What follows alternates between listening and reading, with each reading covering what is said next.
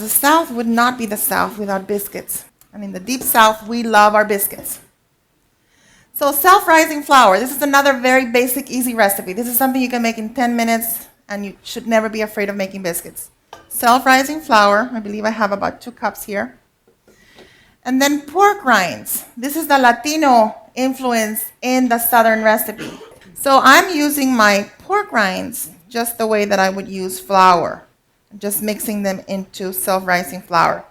Okay, and this is what you would do at home. I'm going to go ahead and break my biscuits with my hands while we talk. All I want here is to cut the lard. In this case, I'm using lard because what is a biscuit without lard? If you must, you can use butter. Stay away from vegetable shortening. I like lard. And we're using everything pork. But anyway, your beaten biscuits then were the preliminary biscuit in the South. And then, of course, came the invention of leavening.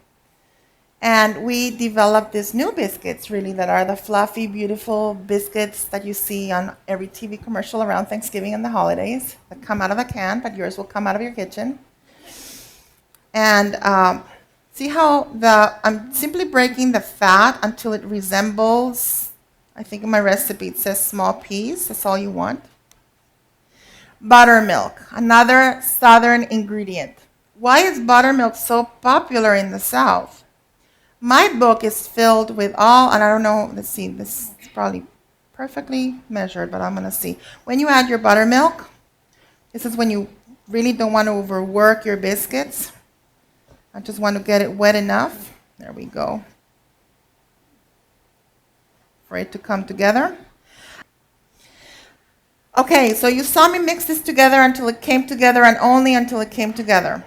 In the book, I offer you the history of buttermilk. I offer you ingredient-based history in the book because it's important to know where our food comes from. But I also offer you a lot of cooking tips that are good for novice bakers. So if you're not familiar with making biscuits, and it took me many, many years to learn how to, these are the rules I was taught. So watch me as I do them. First, of course, is not to overwork the dough, which we just went through. You just saw me. But once you get here, if you've made biscuits at home and you're not a real biscuit maker, you get happy and you start playing with this and patting it and making sure it looks just right and it's the right height. Okay, biscuits are supposed to be informal food, okay? Ready? 30-second rule. Give it a pat. Give it another pat. And then you can either use a rolling pin or just flatten it out. They don't have to be perfect.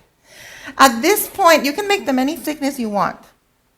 Okay, because if you like smaller biscuits, go ahead and make them a little smaller. So the first thing is 30 seconds. That's all I use to pat this down. Okay? Second rule is, please, when you cut down on a biscuit, don't ever twist your biscuit cutter. When you twist your biscuit cutter, what you're doing is you're sealing the edges of the biscuit. And what are biscuits supposed to do? Biscuits are supposed to rise. When you pinch the sides of the biscuit, well, you don't allow the biscuits to rise properly. Okay, so here we go. I'm just going to cut a few. No twisting, right? Flour between each biscuit. No twisting. I'm going to put that here so you all can see that. Can you see that there? Ready? And at first, it's hard not to twist. We all feel like that's like something we all miss, especially if you make a lot of cookies. You will miss the twisting part. But believe me, don't twist. And then if you have a little bit of leftover dough, just pat it again together. You have hardly worked it, remember, okay? I'm just going to cut one more. Okay. The next trick with biscuits is, do you like them to have crisp edges all around, or do you like them to be soft? If you like them to have crisp edges all along, you separate them like I've done here and leave space between them.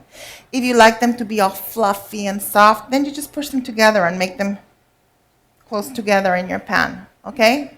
So that'll already create 2 different kinds of biscuits. The third secret, how many have I given you? I don't even remember. Okay, next secret. In order to help them rise again, we're always thinking about that. If you create a little, and I don't know why this works, but the Southern grandmothers who taught me swear by it and it works. If you create a little indentation at the top of the biscuit, it's just going to encourage the rest of it to grow into it. So with your knuckle or your thumb, just go ahead and make a small indentation at the top. It doesn't have to be big. See that? Just a little indentation. The next thing is biscuits are normally brushed with butter or with some kind of fat to give them a nice sheen or a nice color. But if you let this drip to the sides of your biscuits, you're again going to prevent the sides from rising. So we will simply brush this cream, in this case I'm using cream, carefully so that it will not go to the sides. All I'm trying to give it here is color. So think of this as a little varnish for presentation at the end of your meal.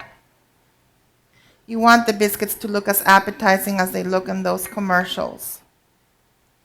And at this point, your biscuits are ready to be baked. But stop! Your guests are not coming until 3 hours from now. What am I going to do with hot biscuits?